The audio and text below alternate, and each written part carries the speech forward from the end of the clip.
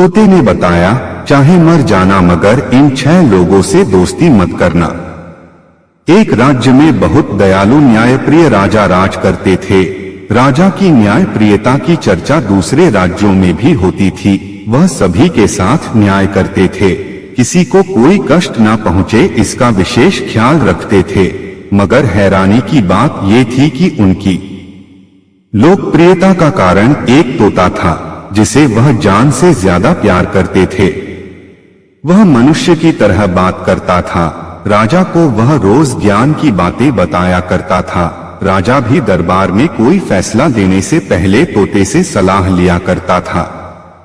राजा का मानना था कि तोता पूर्व जन्म का कोई बहुत बड़ा ज्ञानी महात्मा है, वरना इतनी ज्ञान की बातें कोई पक्षी भला कैसे कर सकता है, खासकर उन फैसलों पर जहां राजा और राजा के मंत्री फैसला नहीं कर पाते हैं। वहां तोता बिना देर किए न्यायप्रिय और सटीक फैसला सुना देता है। एक दिन की बात है, 2 मित्र किसी राज्य से रोजगार के तलाश में राजा के नगर में प्रवेश किए। वह कई जगह गए, कई लोगों से रोजगार मांगा, मगर सबने काम देने से इनकार किया। कहा, तुम दोनों राजा के पास जाओ, राजा बहुत दयालु है, तुम दोनों को काम अवश्य दे देंगे। दोनों राजा से मिलने के लिए जा रहे थे। रास्ते में एक मंदिर था जहां दोनों दर्शन के लिए गए। वहां देखा कि एक स्त्री गहनों से लदी सिर झुकाए भगवान के मंदिर में प्रार्थना कर रही है। एक दोस्त तो सिर झुकाकर दूर से ही प्रार्थना करने लगा, मगर दूसरे के मन में कुविचार जगा। वह तेजी के साथ स्त्री के पास गया और उसके गले से हार खींचकर भाग गया। स्त्री तब भी पूजा में लीन रही और पीछे उसका पहला मित्र भी। पूजा के बाद स्त्री ने देखा कि उसके गले से हार गायब है और इस मंदिर में कोई अजनबी प्रार्थना कर रहा है। वह मंदिर सिर्फ रानी के लिए बना था और उसमें दूसरे का प्रवेश वर्जित था। वह औरत राजा की रानी थी। उसने देखा कि अजनबी पूजा करने का ढोंग कर रहा है, तो मंदिर के नीचे खड़े अंगरक्षकों को बुलाया और उसे गिरफ्तार करने का आदेश दिया। जब उसे रक्षकों ने पकड़ा तो हक्का बक्का रह गया, क्योंकि उसका मित्र वहां से गायब था। उसे राजा के दरबार में हाजिर किया गया। उसने सफाई में बताया कि हम 2 लोग एक साथ आए थे, हम अजनबी हैं, आपके यहाँ काम के लिए आए थे। मंदिर देख सोचे कि दर्शन कर लिया जाए, मगर मेरा मित्र लगता है मुझे धोखा दे गया। उसने ही रानी साहिबा के गले का हार लेकर भाग गया है। अंगरक्षक अपनी कमजोरी छिपाने के लिए गवाही दिए, नहीं महाराज, यह अकेला ही प्रवेश किया है और इसी ने रानी साहिबा के हार गायब किया है। मामला रानी का था, इसलिए राजा बहुत क्रोधित था। वह किसी की सलाह लेने या सुनने को तैयार नहीं था।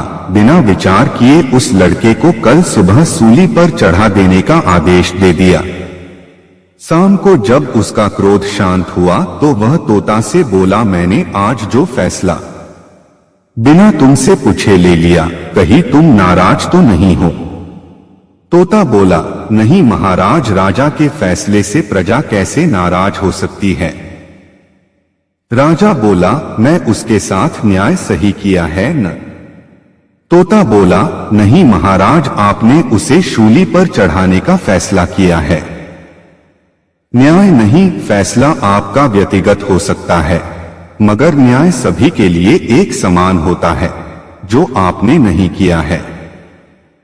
उस व्यक्ति की बात की जांच होनी चाहिए थी, उसके तथाकथित दोस्त की सच्चाई पता लगानी थी।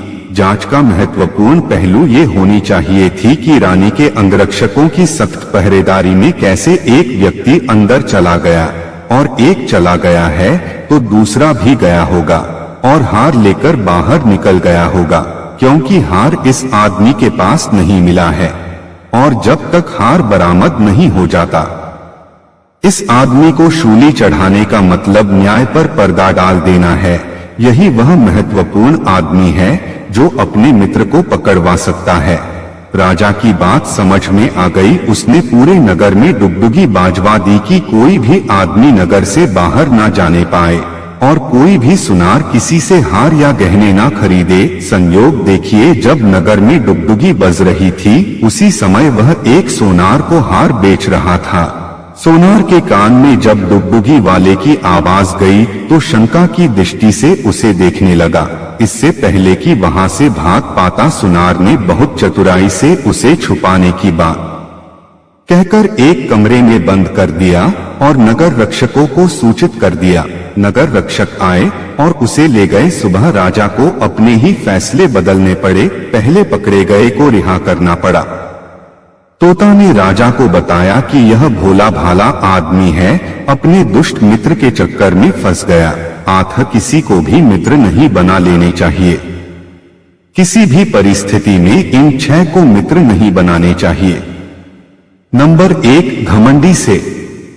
जिनके अंदर कूट कूट कर अभिमान या घमंड भरा हो, जो अहंकार के मद में चूर हो, वह दोस्ती के काबिल नहीं होते। जिस व्यक्ति में अपने धन का घमंड हो, ऊंचे पद का घमंड हो, गरिमा या रसूख होने का घमंड हो, उनकी दोस्ती एक तरफा होती है। जब तक उनकी मान बढ़ाई करो, खुशामद करो, झूठी प्रशंसा करो, तब तक तो ठीक, मगर कभी सच बोल दिए तो आपकी औकात बता देंगे। ऐसे लोग दोस्ती के नाम पर खतरा होते हैं, क्योंकि ये अपने घमंड के आगे दूसरों को कुछ नहीं समझते। नंबर 2, महामूर्ख। जिन लोगों के पास ज्ञान का सर्वथा अभाव हो अथवा जो हमेशा मूर्खता पूर्ण बात करते हों, उनसे गलती से भी दोस्ती नहीं करनी चाहिए, क्योंकि ऐसे लोग अपनी मूर्खता कब कहां प्रदर्शित कर दें कोई ठीक नहीं। इनकी मूर्खता की बार जानलेवा भी हो सकती है। ये अपनी मूर्खता से गोपनीय बातों को दूसरों के सामने उस वक्त खोल देते हैं जहां उन्हें छिपाने की जरूरत होती है। वे अपनी मूर्खता से किसी दिन आपकी जिंदगी खतरे में डाल सकते हैं। अतः वैसे लोगों से दूर रहने में ही भलाई है। नंबर 3, अति क्रोधी। क्रोध इंसान सबसे बड़ा शत्रु होता है, जो सही और गलत सोचने की क्षमता को खत्म कर देता है। इसलिए यदि कोई व्यक्ति क्रोधी है और आप उससे मित्रता करने जा रहे हैं तो 1000 बार सोच लें, वह मित्रता के काबिल नहीं हो सकता। ऐसे व्यक्ति अपने क्रोध के आगे अपनी दोस्ती को तिनके के बराबर भी महत्व नहीं देते। इनके क्रोध के आगे दोस्त, रिश्ते, सब कुछ खत्म हो सकते हैं। नंबर 4, गलत कार्य करने में अति साहसिक। जो गलत कार्य भी अति साहस के साथ कर बैठते हैं, उनसे भी दोस्ती नहीं करनी चाहिए, क्योंकि ऐसे लोग कब कहां किसका पर्स या पैसे लेकर भाग जाएं। जिस प्रकार गेहूं के साथ घुन भी पीस जाता है, उसी तरह दुष्ट व्यक्ति के साथ उसका मित्र, रिश्तेदार सब पीस जाते हैं। अतः वैसे लोगों से मित्रता तो दूर, जान पहचान भी नहीं रखनी चाहिए। नंबर 5, धर्मविहीन व्यक्ति। सभी व्यक्ति को अपने अपने धर्म को आदर के साथ मानने चाहिए और किसी भी दूसरे धर्म को हीन नहीं समझना चाहिए, ना ही अनादर करना चाहिए। कुछ लोग ऐसे भी होते हैं जिसके अंदर अपने धर्म और संस्कृति के प्रति प्रेम व आदर भावना नहीं होती। वे वेश्या के पुत्र के तरह होते हैं, जिन्हें अपने पिता के विषय में कुछ पता नहीं होता। वह मित्रता के नाम पर कलंक होते हैं। धर्महीन लोग अपने साथ अपने मित्र को भी मुसीबत में डाल सकते हैं, क्योंकि धर्म की हानि करने से ये चूकते नहीं हैं। ऐसे में इनके साथ रहने वाले भी इनकी करनी का फल भोगते हैं। इसलिए ऐसे लोगों से दोस्ती नहीं करनी चाहिए। 6, व्यभिचारी। वैसे लोग से बहुत दूर रहना चाहिए जो दूसरे की स्त्री या बहन बेटी पर बुरी नजर रखते हैं या दुष्ट औरतों से संबंध रखते हैं। उनसे दोस्ती करना सर्प से दोस्ती से भी खतरनाक होती है। वैसे दोस्त अपने साथ आपकी जान को भी खतरे में डाल सकते हैं। वैसे लोग खुद तो डूबते ही हैं, अपने मित्रों को भी लेकर डूब जाते हैं। अगर आपको हमारी वीडियो अच्छी लगी हो तो हमारे चैनल को सब्सक्राइब करें, लाइक करें और कमेंट बॉक्स में राधे राधे जरूर लिखें। मात्र राधे राधे बोल देने से राधा रानी अपने भक्तों की हर मनोरथ पूरा कर देती है। आपसे पुनः मिलते हैं एक नई वीडियो के साथ। तब तक के लिए आपको और आपके पूरे परिवार को राधे राधे। राधा रानी आप सबकी मनोकामना पूर्ण करें।